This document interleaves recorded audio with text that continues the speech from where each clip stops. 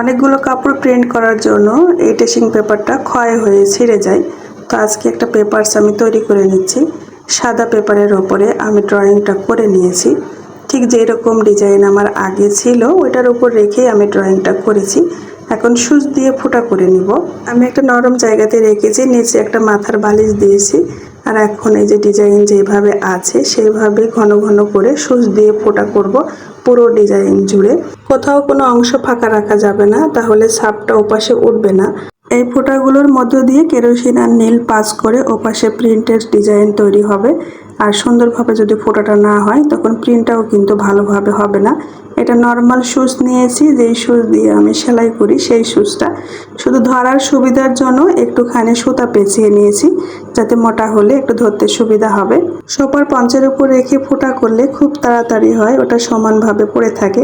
আর বালিশের একটু দেরি হয়, কারণ বালিশটা তো একটু গোল থাকে। প্রায় হয়ে এসেছে আমার, আর একটুখানি অংশ ফাঁকা আছে, সেটা ফোঁটা করলেই এই ডিজাইন দিয়ে আমি ছাপ দিব। আর এটা দিয়ে কিন্তু আমার অনেক ওড়নার ডিজাইন তৈরি হয়। আমি এটা দিয়ে অনেক ওড়না বানাই। আর এক আপু জিজ্ঞেস করেছিলেন যে এই পেপারস কোথায় পাওয়া যায়, কত করে দাম।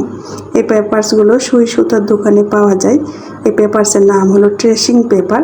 আর এটা হচ্ছে একটু মোটাটা, আর এটার দাম হচ্ছে 50 টাকা গজ আমি নিই।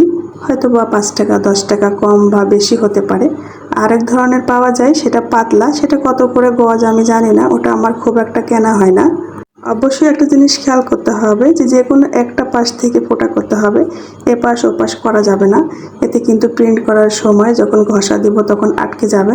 আর এই দেখুন আমার প্রায় হয়ে এসেছে, আর একটু ওখানে ফাঁকা আছে।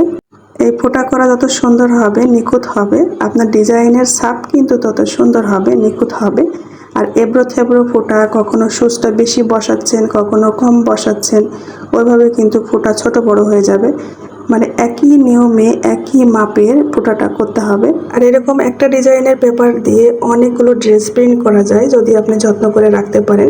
এই যে এখানে একটা দাগ পড়ে গেল, এখান থেকে এখন ফেটে যাবে। এটা মটমটে হয়, খুব সাবধানের সাথে কাজ করতে হয়। আমার যত ডিজাইন সবই এইভাবে ডিজাইনের পেপার তৈরি করা হয়েছে। অনেকেই মনে করেন যে এরকম রেডিমেড পেপারস মনে হয় কিনতে পাওয়া যায়, না আপুরা, সাদা পেপারস কিনে এখানে ড্রয়িং করে সুচ দিয়ে ফোঁটা করে ডিজাইনের পেপারস তৈরি করা হয়। যত বড় বড় ইন্ডাস্ট্রি আছে সবাই করে।